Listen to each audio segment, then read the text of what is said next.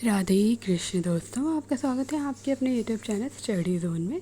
तो हम पढ़ रहे हैं तमस उपन्यास, जो कि भीष्म साहनी जी का रचित उपन्यास है। तो आज है इस उपन्यास की 5वें चैप्टर को पढ़ेंगे हम। तो चलिए इस उपन्यास को पढ़ते हैं।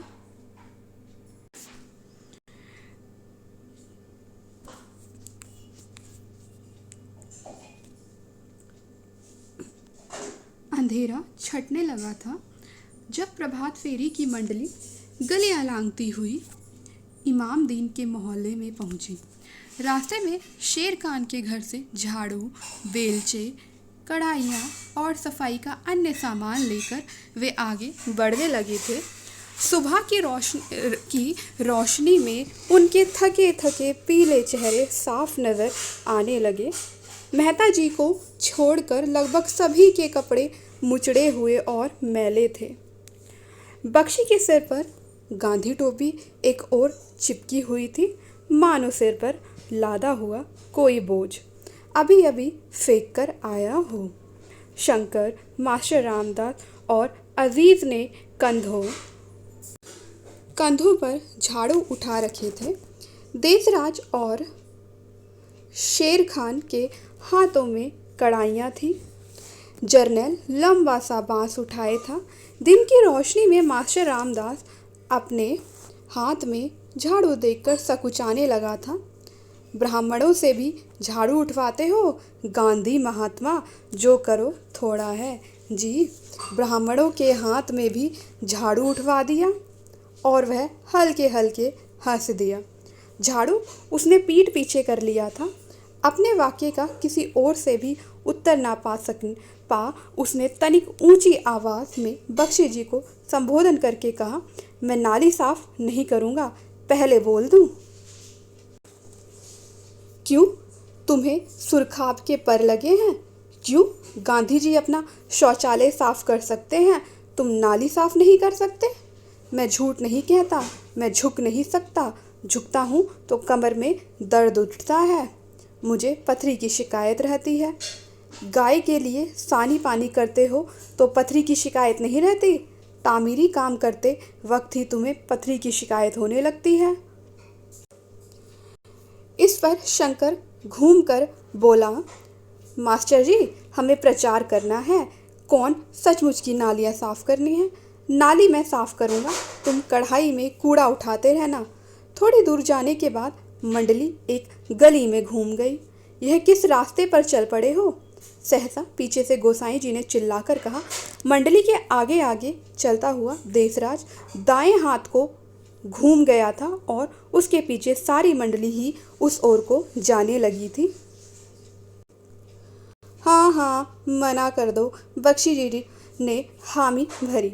सुबह सुबह इन लोगों ने नमाज का वक्त होता है, क्या फ़ायदा मस्जिद के सामने से जाने का? ओ कश्मीरी, बख्शी जी ने चिल्लाकर कहा, तुम सब लोग सोए रहते हो। इधर मस्जिद के सामने से जाने को तुमसे किसने कहा है? हमेशा अपनी मनमानी करते हो। कश्मीरी लाल रुक गया। शेर खान और देसराज उधर घूम गए, हम भी उधर घूम गए, मगर कोई बात नहीं, बख्शी जी मस्जिद के सामने गाना बंद कर देंगे। नहीं नहीं, कोई ज़रूरत नहीं, देखते नहीं हवा कैसी हो रही है। तुम लौट आओ और पिछली गली में से होकर सीधे चौक की तरफ चलो। वहाँ से सड़क पार करके इमामदीन के मोहल्ले में चले जाएंगे। मंडली लौट पड़ी और बाएं हाथ की तंग गली को लांघकर थोड़ी देर बाद इमामदीन के मोहल्ले के पास जा पहुंची। ये रास्ता प्रभात फेरी के लिए नया था। आमतौर पर शहर के बाहर की पुरानी बस्तियों में कांग्रेस प्रचार के लिए नहीं जाती थी। कमेटी के मैदान को लांघकर जाना यूं भी दूर पड़ता था। इमामदीन का मोहल्ला कमेटी के मैदान के पार पूरब की ओर एक सिरे पर था। एक जगह चरनी के पास मंडली खड़ी हो गई। कश्मीरी लाल ने, जिसके हाथ में तिरंगा था, सिर ऊंचा उठाकर पूरे जोर से नारा लगाया, इनकलाब। जवाब में सभी ने जोश से कहा, जिंदाबाद, बोलो भारत माता की जय। नारे की आवाज़ सुनकर मोहल्ले के बच्चे भागते हुए घरों के बाहर आ गए। औरतें टाट के पर्दों के पीछे से झांकने लगी। लाल कलगी वाला एक मुर्ग कूदकर कच्ची दीवार के ऊपर चढ़ गया और कुछ देर तक पर फड़फड़ाने के बाद कुकड़ू कू की बांग लगाई, मानो उसने मोहल्ले की नुमाइंदगी करते हुए नारे का जवाब दिया हो। तुमसे तो यह मुर्ग ही अच्छा है कश्मीरी, देखा कैसे रोब से बांग लगाता है, शेर खान बोला। क्यों कश्मीरी किसी से कम है? कश्मीरी कांग्रेस का कुक्कड़ है, शंकर ने जोड़ा। तू भी सिर पर लाल कलगी लगा ले कश्मीरी, इसे लाल टोपी ले दो बख्शी जी, फिर बिल्कुल कुक्कड़ नजर आएगा। क्यों कलगी के बगैर यह कुक्कड़ नजर नहीं आता? यह मादा कुक्कड़ है, कुक्कड़ी, कश्मीरी कुक्कड़ी। नगर का हास्य व्यंग्य ऐसा ही था। मौके बेमौके साथियों के बीच छेड़छाड़ चलती रहती थी। बस बस अब काम शुरू करो, बख्शी जी चरनी पर लालटेन रखते हुए बोले। अधिकांश घर के इकहरे एक मंजिला थे। बहुत से घरों के दरवाज़ों पर टाट के पर्दे लटक रहे थे। सामने खुला मैदान था और मैदान के पार एक दूसरी के समानांतर दो कच्ची गलियां थी। एक गली में नालियां थी पर कच्ची थी, दूसरी गली में नालियां खोदी ही नहीं गई थी। गली में ही माल मवेशी बंधे थे। घरों में से स्त्रियां सिर पर एक एक दो दो घड़े रखे पानी भरने जा रही थीं। एक जगह एक बालक भैंस के नीचे से गोबर उठा रहा था। नज़दीक ही चरनी के पास दो बच्चे मैदान में एक दूसरे के सामने बैठे शौच कर रहे थे और बतिया रहे थे। तेरी टट्टी पतली क्यों है? मैं बकरी का दूध पीता हूँ, तू क्या पीता है? मैदान में ही एक और कोने में तंदूर खड़ा था। यहाँ पहुँचकर लगता था जैसे ये लोग गलियों के ही रास्ते किसी गांव में प्रवेश कर गए हैं। उठाओ बेलचे और तामीरी काम शुरू करो, बख्शी जी ने कहा। मेहता और मास्टर रामदास कड़ाही लेकर आंगन की ओर बढ़ गए। शंकर और कश्मीरी लाल ने बेलचे उठाए और नाली साफ करने चल पड़े। शेर खान, देसराज और बख्शी जी झाड़ू उठाकर आंगन बुहारने लगे। आसपास के लोगों की समझ में नहीं आ रहा था कि क्या होने जा रहा है। तांगा हाँकने वाला एक छाछी अपने घर के बाहर आकर मैदान के किनारे पैरों के बल बैठ गया था, पर बख्शी जी को झाड़ू लगाते देखकर वह उठ खड़ा हुआ और लपक कर बख्शी जी के पास जा पहुंचा। क्यों हमें शर्मिंदा करते हो बाबूजी? हमारा घर तुम बुहारोगे? लाइए झाड़ू मुझे दीजिए। नहीं नहीं, यह हमारा ही काम है, बख्शी जी ने जवाब दिया। नहीं, बंदा परवर अभी यूँ भी हुआ है। आप पढ़े लिखे खानदानी लोग हो, हम आपसे झाड़ू लगवाएंगे। तौबा इस्तग़फ़ार, लाइए मुझे दीजिए, हमें क्यों दोज़ख की आग में धकेलते हो? बख्शी जी को उसका व्यवहार भला लगा। कांग्रेस के प्रचार का असर हो रहा है, उन्होंने मन ही मन कहा। यह तामीरी काम का मतलब है और क्या। कश्मीरी और शंकर बेलचे उठाए घरों के साथ साथ जाने वाली कच्ची नाली में से लसलसा कीच निकाल रहे थे। जब से नाली खोदी गई थी उसमें गंदा पानी जमा होता रहा था और अब उसने गहरे नीले रंग के लसलसे कीच का रूप ले लिया था। जितनी मुद्दत यह लसलसा कीच नाली में पड़ा रहा बदबू नहीं आई, पर जब शंकर और कश्मीरी लाल उसे बेलचों से निकाल कर नाली के किनारे जगह जगह ढेर लगाने लगे तो बदबू से नाक फटने लगी और मच्छर नाली पर से उड़ उड़ कर चारों ओर फैलने लगे। नाली कुछ नहीं तो फुट भर गहरी रही होगी और उसमें ऊपर तक कीच ही कीच भरा था। ओ बादशाह हो, ये क्या जुल्म करने लगे हो? एक छत की मुंडेर के पीछे खड़ा रंगी दाढ़ी वाला कोई बुजुर्ग बोला। इधर बीमारी फेंक जाओगे तो उठवाएगा कौन? नाली में पड़ा रहने देते तो कम से कम एक जगह पर बना तो रहता।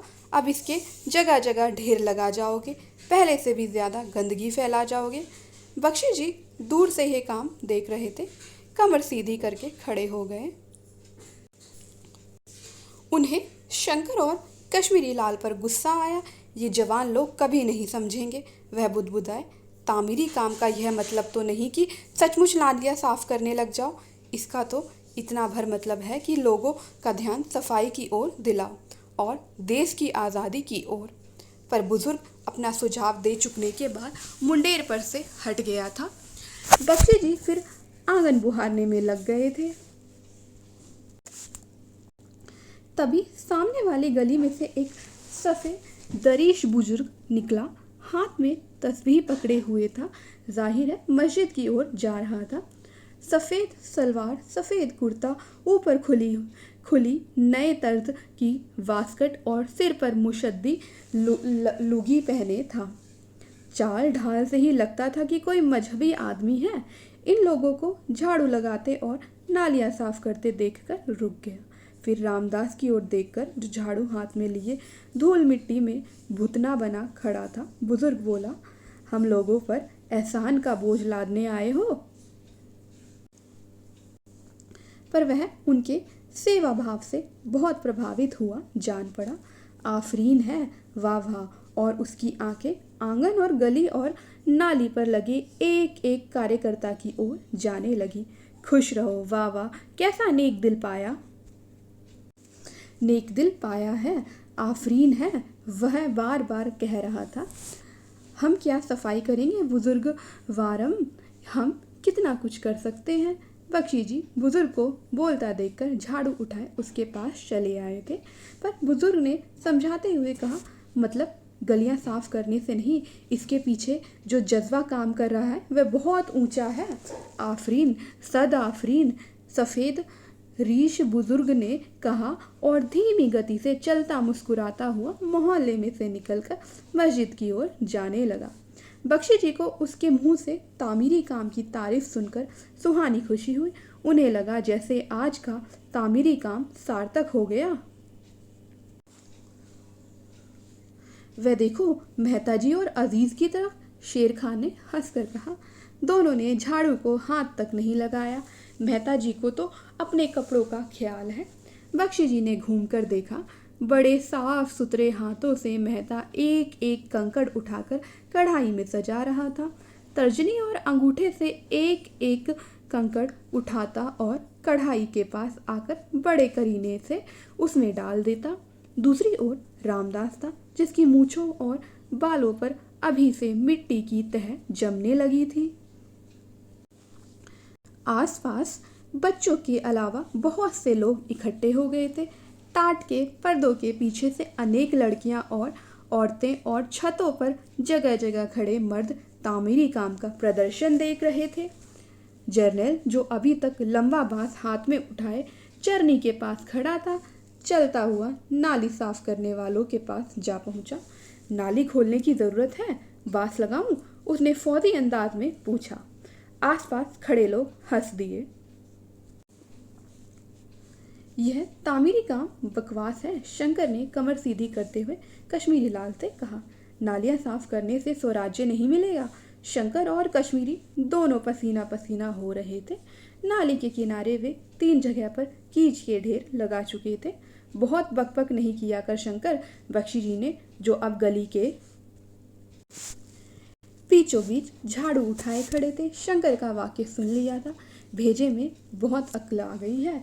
बापू तो नालायक है ना, जो हम सबको चरखा काटने और तामीरी काम करने को कहते हैं।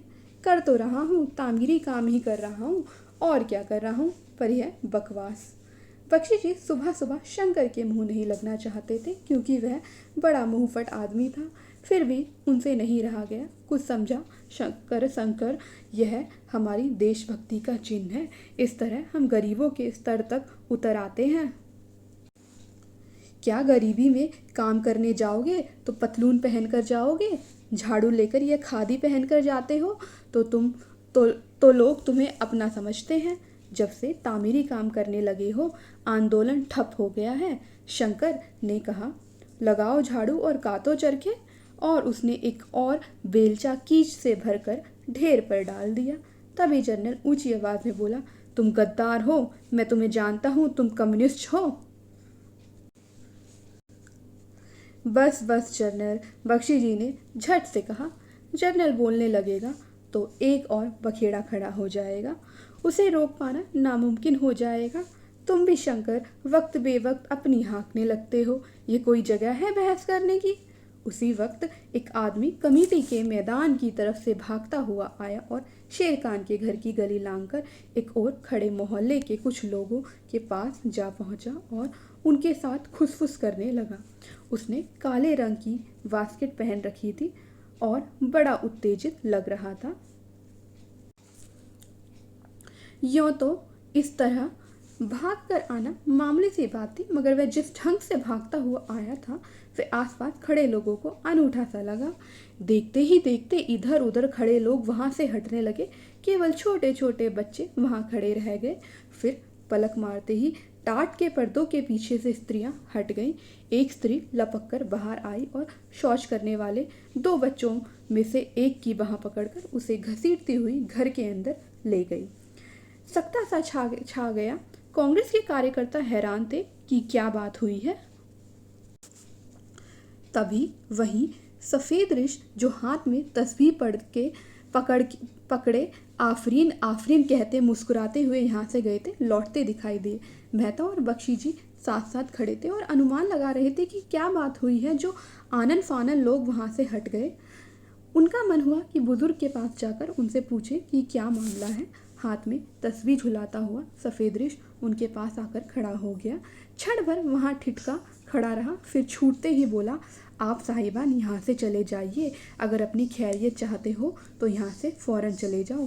कहते कहते उसकी आवाज़ ऊंची हो गई और टुड्डी कांपने लगी और उसका चेहरा पीला पड़ गया। वह जैसे बख्शी जी और मेहता जी को ही संबोधन करके कह रहा था। अन्य कार्यकर्ता लपक कर पास आ गए।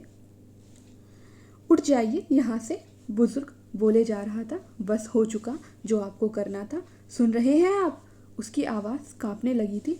खंजीर के बच्चों, यहाँ से चले जाओ, वह चिल्लाया और कदम बढ़ाता हुआ वहाँ से चला गया। चारों ओर चुप्पी छा गई। बख्शी और मेहता एक दूसरे का मुंह ताकने लगे। बख्शी ने सोचा, मुमकिन है शंकर या कश्मीरी लाल ने, जो अक्सर उलझुल बकते रहते हैं, किसी से कुछ कह दिया है जिससे मोहल्ले वाले को बुरा लगा है, मगर ये आदमी तो बाहर से आया है। पहले यहाँ से जाते समय तो हमारी तारीफ करता गया था, अब क्या बात हो गई है जो इतना बौखला गया है? तभी एक उड़ता हुआ पत्थर आया और बख्शी जी के पास आकर गिरा। कश्मीरी लाल और शंकर हदबुद्धि से बख्शी जी की ओर देखने लगे। क्या बात है? मास्टर रामदास ने पास आकर पूछा। चलो यहाँ से चले, यहाँ कोई गड़बड़ है, बख्शी ने कहा। यहाँ पर आना ही भूल थी। कहाँ है देसराज जो हमें इधर ले आया था? मगर देसराज वहाँ पर नहीं था। किसी को मालूम नहीं था कि वह कब वहाँ से खिसक गया था। कोई शरारत है, ज़रूर कोई शरारत है। 2-3 पत्थर एक के बाद एक उड़ते हुए आए। एक पत्थर सीधा रामदास के कंधे पर लगा। निकल चलो यहाँ से, यहाँ ठहरो नहीं। कार्यकर्ताओं की मंडली हड़बड़ाकर वहाँ से निकलने लगी।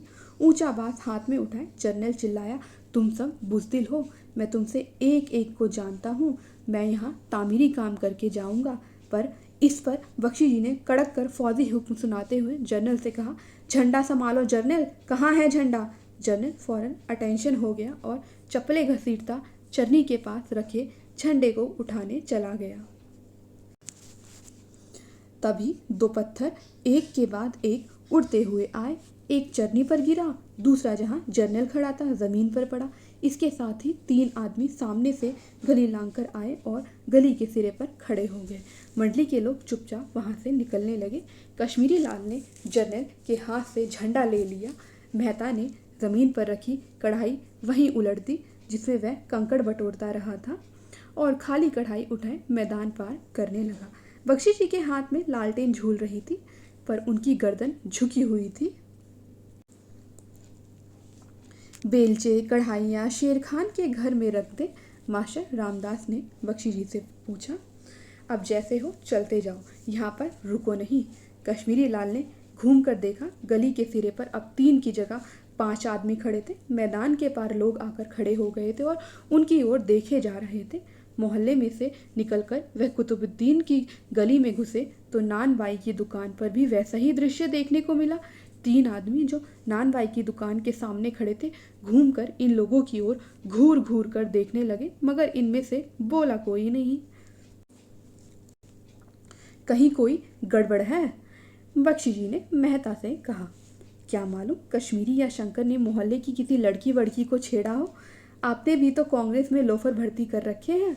कैसी बातें कर रहे हो मेहता जी? कश्मीरी तो सारा वक्त नाली साफ करता रहा था, यहाँ कोई दूसरी बात जान पड़ती है।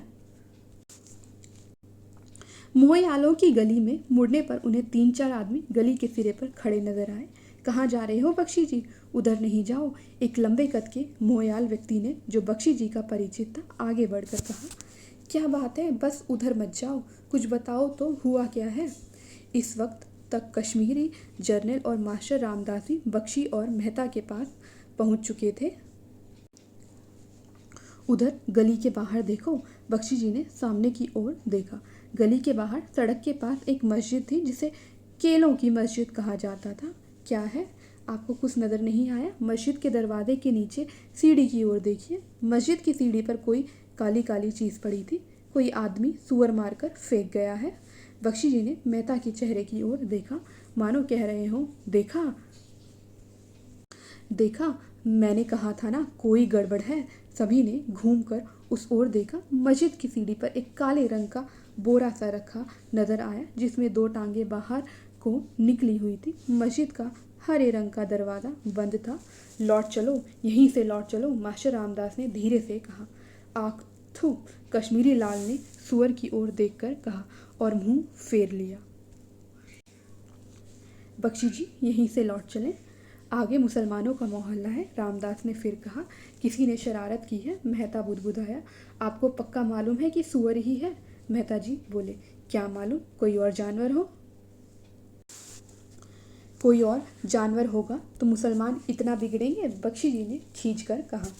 जर्नल भी अपनी घनी बाहों के बीच छिपी छोटी छोटी आंखें मस्जिद की ओर गाड़े खड़ा था। छूटते ही बोला, अंग्रेज ने फेंका है। उसके नथने फड़कने लगे और वह फिर से चिल्लाकर बोला, अंग्रेज़ की शरारत है, मैं जानता हूँ। हाँ हाँ जर्नल, अंग्रेज़ की ही शरारत है, मगर इस वक्त तुम चुप रहो, बख्शी ने उसे समझाते हुए कहा। पिछली गली में से घूम जाएं, मास्टर रामदास ने फिर कहा। पर अब की बार जर्नल उस पर बरस पड़ा। तुम बुज़दिल हो, ये अंग्रेज़ की शरारत है, मैं उसका भंडाफोड़ करूँगा। इस पर मेहता जी ने झुककर बख्शी के कान में कहा, इस पागल को साथ क्यों ले आते हो? ये सभी को मरवाएगा, निकालो इसे कांग्रेस में से। सड़क पर गाहे बगाहे कोई मुसलमान गुजरता और मस्जिद की सीढ़ी पर आंख पड़ते ही पहले तो घूर कर देखता, फिर मुंह फेर लेता और बड़बड़ाता हुआ आगे बढ़ जाता। सहसा सामने वाली सड़क पर एक तांगा सर पर दौड़ता हुआ निकल गया। इसके बाद मस्जिद की बगल में भागते कदमों की आवाज़ आई। सड़क के पार बाईं ओर बैठने वाले कसाई ने टंगे हुए बकरों पर कपड़ा चढ़ाकर दुकान पर ताक चढ़ा दिए। मोहयालों की गली में घरों के दरवाजे बंद होने लगे। बख्शी जी ने घूमकर देखा, मास्टर रामदास सरक गया था और दूर गली के सिरे की ओर बढ़ता जा रहा था। थोड़ी दूरी पर उसके पीछे अजीज और शेर खान भी चले जा रहे थे। गली में जगह जगह 2-2, 4-4 लोगों की टोलियां खड़ी थी। आप यहाँ से निकल जाएं बख्शी जी, आप यहाँ लोगों के रहने से इश्ताल बढ़ेगा, आप लोगों के यहाँ रहने से इश्ताल बढ़ेगा, बख्शी जी के मोहयाल मित्र ने समझाते हुए कहा। बख्शी जी ने उस आदमी की ओर देखा, फिर कश्मीरी लाल से बोले, झंडा बांस में से निकाल कर तह कर लो। फिर मोहयाल सज्जन से बोले, इस सुअर की लाश को तो यहाँ से हटवा दें, जितनी देर लाश वहाँ पड़ी रहेगी तनाव बढ़ता जाएगा। आप सुअर की लाश को उठाएंगे? मोहयाल ने हैरान होकर कहा। आपको तो मैं समझाता हूँ, उस तरफ जाना भी नहीं चाहिए, मैं इनसे इत्तेफाक करता हूँ। मेहता जी बोले, हमें इसमें नहीं पड़ना चाहिए, इससे मामला बिगड़ सकता है। पर यहाँ से निकल जाएंगे तो मामला नहीं बढ़ेगा। क्या मुसलमान लोग इस लाश को यहाँ से हटाएंगे? वे नहीं हटाएंगे तो किसी भंगी जमादार का इंतज़ाम करेंगे व बहर सूरत में इसमें नहीं पड़ना चाहिए। बख्शी जी ने अपने हाथ की लालटेन एक घर के चबूतरे पर रखी और मेहता की ओर देखकर बोला, मेहता जी, आप क्या कह रहे हैं? हम चुपचाप यहाँ से निकल जाएं और तनाव को बढ़ने दें। अपनी आंखों से ना देखा होता तो दूसरी बात थी। फिर कश्मीरी लाल और जनरल को संबोधन करके बोले, तुम आ जाओ मेरे साथ, और वे गली में से निकलकर मस्जिद की ओर जाने लगे। कश्मीरी दुविधा में पड़ गया, जाए या ना जाए। इमामदीन के मोहल्ले में पत्थर पड़े थे, यहाँ पर ना जाने कोई क्या कर बैठे। उसके माथे पर पसीना आ गया। उसने झंडे का बांस दीवार के साथ खड़ा कर दिया और वहीं ठिठका खड़ा रहा। टांगों में लर्जिश होने लगी, पर उस वक्त तक जनरल और बख्शी सड़क पार कर चुके थे। थोड़ी देर तक कश्मीरी वहीं ठिठका खड़ा रहा, फिर वह भी उनके पीछे पीछे गली में से निकल आया। सड़क पर पहुंचकर उसने पीछे मुड़कर देखा। मोहयाल सज्जन जा चुके थे, केवल मेहता जी वहां खड़े थे। उसे लगा जैसे सारी गली सुनसान पड़ गई है। बाएं हाथ सड़क के किनारे 3-4 दुकानें थी, सभी बंद पड़ी थी।